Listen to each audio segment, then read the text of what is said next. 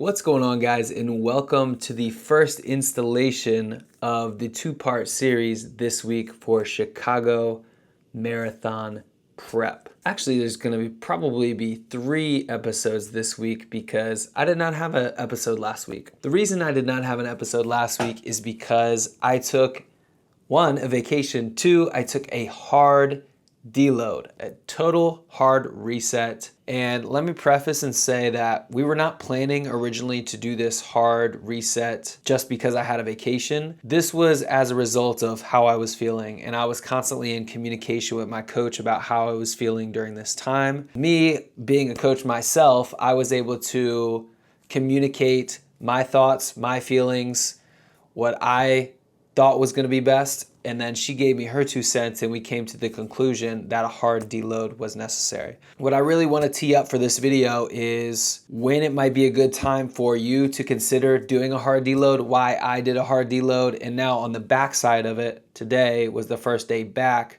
after basically like 7 days of reset. How do I feel? What does that look like? To give you a little bit more context, if this is the first video that you're seeing of this series, basically I've been building up for Chicago for 7 weeks now. I am running the Chicago Marathon on October 12th. My goal is to run a sub 2:44. My current PR is 2:44:38. So I'm trying to beat that PR. 7 weeks leading up to week 8, I had built mileage every single week. And let me break that down and actually pull up the statistics here. The first week was June 30th through June 6th. First week was 50 miles, 50.46. And then we did 1, 2, 3, 4, 5, 6, 7 consecutive weeks above 50 miles, eventually getting up to 66 miles in week 7. And that's when I stopped making the progress that I was seeing in the previous 6 weeks leading up to that week. And the catalyst for all of this was basically 2 workouts. So every week on Wednesday, I have my speed workout. And then on Saturday, I have my long run with paces built in. That Wednesday, I happened to be doing 1,000-meter repeats. I just didn't perform. How was it? That was rough, bro.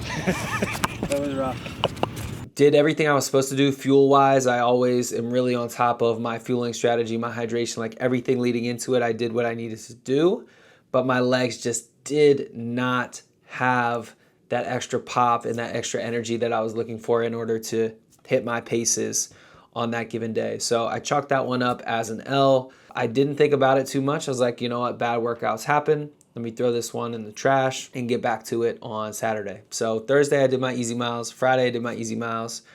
But I could tell like there was some fatigue. I always feel it the most in my quads. I can feel it in my quads. It's like when you go to pick up to that next gear to hit your goal marathon pace or goal half marathon pace or whatever that is, the gear just isn't there. The effort shifts to go a little bit harder, but you just can't stay there. Maybe you can touch it, but you just can't stay there, and then you kind of fade off of that. And that's how I was feeling on these workouts. So Saturday comes around.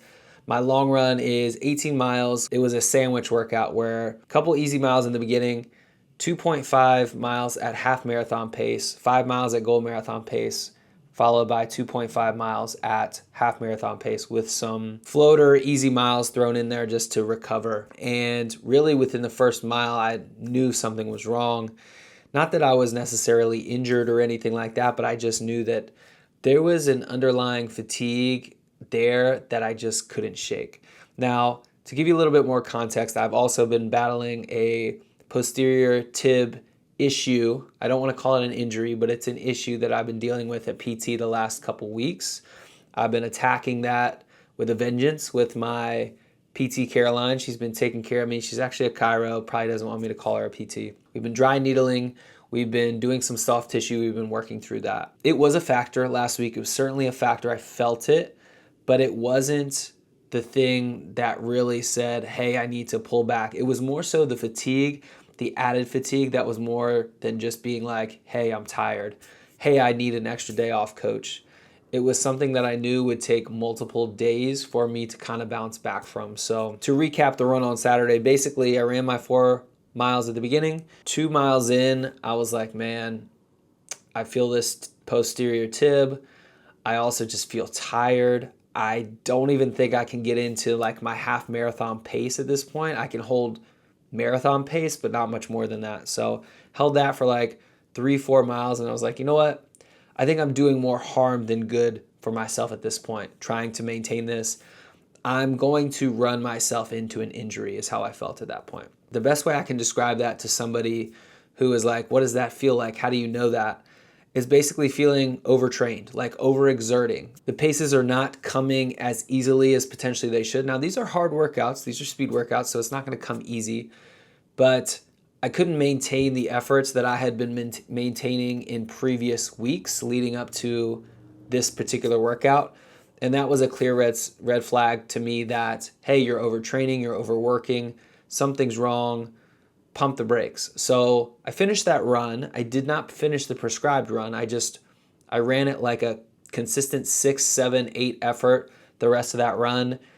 And by the time I was done with 18 miles, I was completely trashed. I run 18 miles pretty consistently, almost every single Saturday since we began. I think my lowest mileage was 16. I'm used to running 18 miles. I felt like I ran a freaking marathon at the end of that. I was gassed. Done. Oh, Lord of mercy. If you want to see exactly how I felt, go watch my last video. I was feeling like trash. Anyway, call my coach, talk to her very shortly after. I'm like, hey, I think I need a hard reset. I need a hard deload. I'm going on vacation literally today. I was like, I'm going to be there Saturday to Saturday, basically the whole week. What would it possibly look like for me to do a hard deload? So long story short, we agreed to do a hard deload, and we're going to take the week as it comes. So we take Sunday, Monday, Tuesday off completely. 3 days fully off. Early on in my career, I'd been like, oh my gosh, 3 days off, I'm going to lose so much fitness. I was so excited about it because when I think about gaining and losing fitness, you know, Nick Bare says this thing where you build a brand in drops, but you lose it in buckets. I think of a similar analogy when I think about fitness. You gain fitness and lose fitness in drops, not buckets. You're not going to miss a workout and lose a ton of fitness. You're not going to hit a workout and gain a ton of fitness.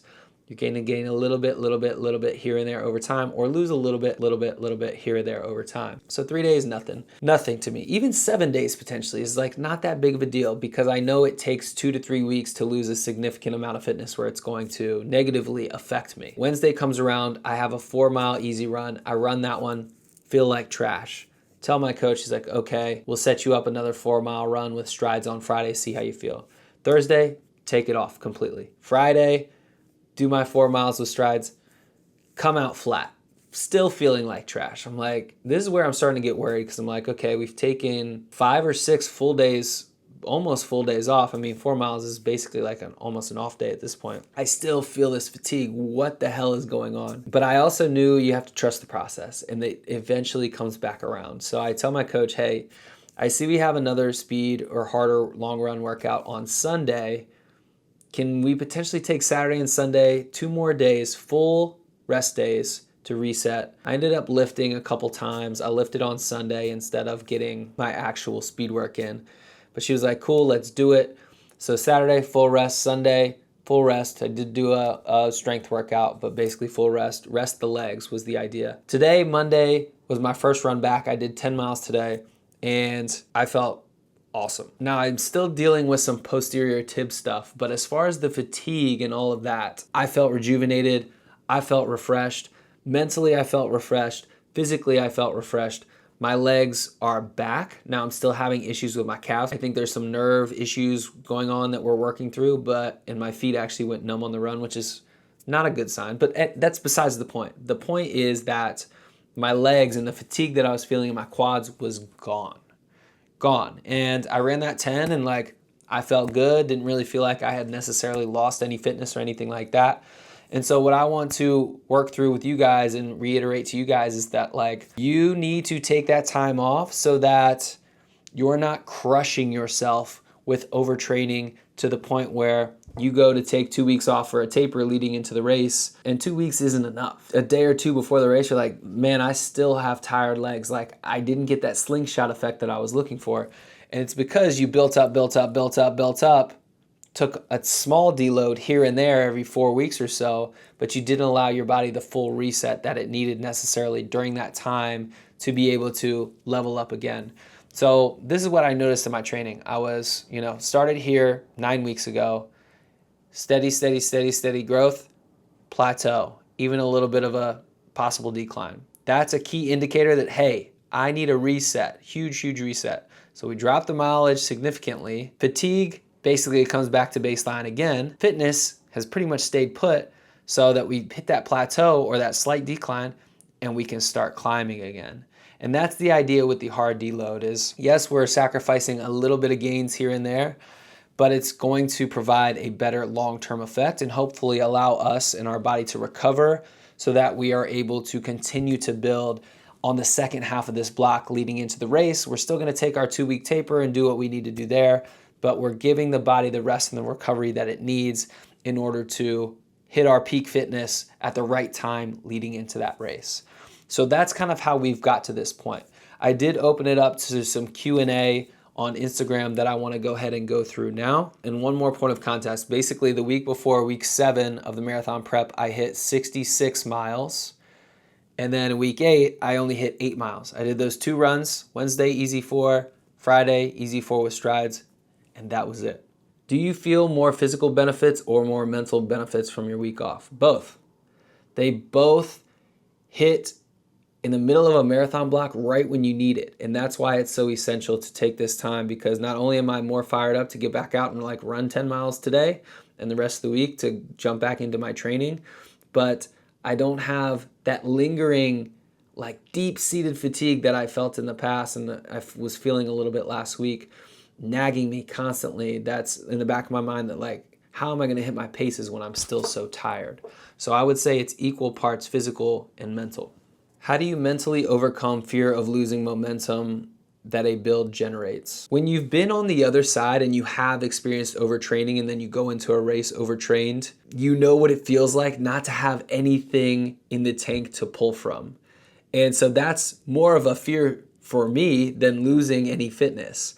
When you get to the start line and you're like, all right, I'm going to give it everything I got. And by mile 5 or 6 into the race, you're like, I just don't have it. I don't have any reserves to pull from because I'm too overtrained. I'm too tired. All you need is for that to happen once in order for you to never want to experience that again. I've had that happen to me in an ultra race before, so different context, but the same thing can happen obviously in a marathon. So the fear of showing up to the line overtrained and overtired is significantly more than I have of a fear of losing a little bit of fitness here and there in order to have better longevity in my marathon build, if that makes sense. So I knew that I needed this reset in order to be my best self on the back half of this build and to continue to improve and hit the paces and make the improvements that I wanted to make. Was your deload prioritizing volume, intensity, or both?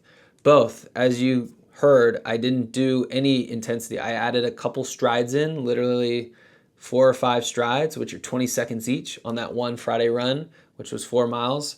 But overall, I only did 8 miles last week and I did 0 speed work. So I definitely prioritized both. Wouldn't I lose the durability and strength I built from high mileage weeks? Guys, it's only 7 days off. So, and I know that Mason sent me a bunch of these questions because he's a troll, but I don't know if half of it was a little bit of interest or he just wanted to help me create better content. Fitness is gained and lost in droplets. So again, if anything that you're going to lose is very minuscule in the scheme of things, because guess what? I'm right back at it. I did a 10-mile run today and I did a full body push and I felt great. Whereas had I done that same workout last week, I would have suffered through it and felt like trash and got no benefit out of it. My training readiness is higher. My HRV has been significantly better this week. And overall, just the way that my body has responded has been tremendous this week. Well worth it in my opinion. How many lows could Rob Lowe rob if Rob Lowe could rob lows? I don't know. I don't know how many Rob Lowe's could rob from Rob Lowe. I'll look into that one. Bro, my deload was last week 2, absolute dream. Body feels brand new. I'm telling you, once you do this once and you realize that you don't lose all your fitness overnight, it is a godsend because it gives you the flexibility to say, hey, I need to take the time when I need to take the time. And it doesn't put you in a position where you're scared of losing fitness. So you continue on this path of overtraining and constant fatigue that is ultimately going to lead you to disappointment because you're not going to be prepared come race day. Do you go by feel or do you make sure you hit a certain amount of volume before deload? So I just go by the plan. I go by what my coach tees up for me based off that, and whatever she tees up for me, I let her know how my body is responding, whether I'm hitting those paces or not. So that week prior, that week 7, I had hit 66 miles, which isn't a crazy amount for me, but I think the load over multiple weeks of stacking for 7 weeks in a row of 50, 53, 57, 61, 64, 67, so on and so forth as we built throughout that, caught up with me to the point where I needed to take that break. So I do go by feel when it comes to my communication that I have with my coach, but I'm not going up to a certain volume before I hit a deload. I'm just responding to how my body is feeling. Great question from Kevin. Did you adjust caloric intake from maintenance to a deficit during this week? No, I know for a fact at least a maintenance, probably a surplus pretty much every single day. And that is strategic. I prioritize sleep. I was getting at least 8 hours of sleep every night, closer to 9 hours really every night. Again, because I was on vacation.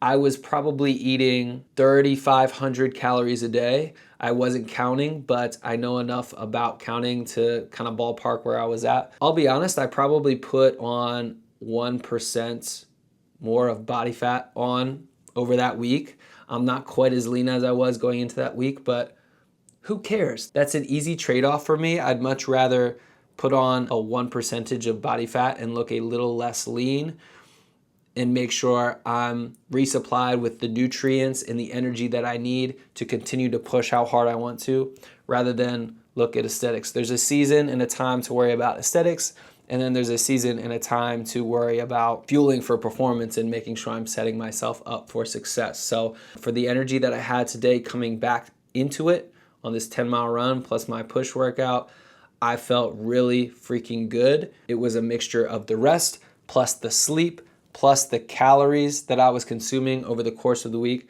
I think had I been in a deficit over that week, I probably wouldn't feel as good, to be honest. I don't think I would have reaped as many benefits. So I do want to preach, make sure that you're eating a lot during that recovery phase because your body needs it. And I usually would just go by feel. Like I let my body tell me how much I need to eat. I don't need to necessarily count. I go by hunger, especially during those periods of recovery, because the body's going to speak to you. It's going to say, hey, I need more carbs, or I need more fats, or I need this, or I need that. So I listen to that. Another great question from Greg. I think he meant to say, do you ramp all the way up, back up to normal volume? Great question. No, we don't go straight back into, so the week prior, I was at 66. Last week, I was at 8. We don't instantly go back up to 69, 70.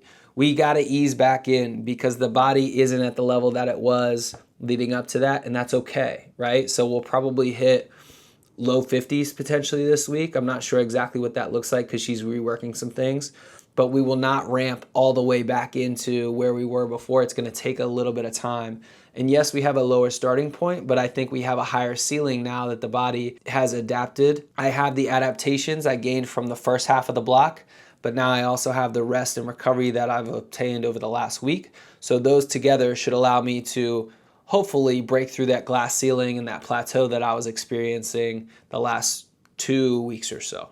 There's this stigma that you can't take a day off and that you can't do this and that you can't do that.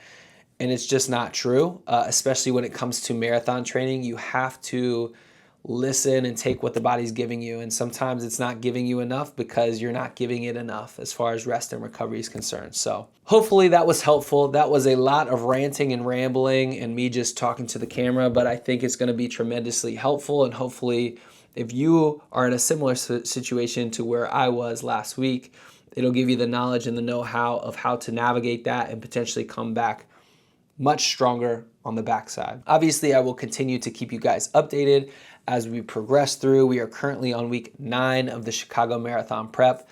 There will be 2 more videos coming out this week as I do 2 videos a week, Monday, Tuesday, Wednesday, 1 video, Thursday, Friday, Saturday, Sunday, 1 video. So we'll continue that trend. We're back at it. I appreciate you guys. Thank you for the questions.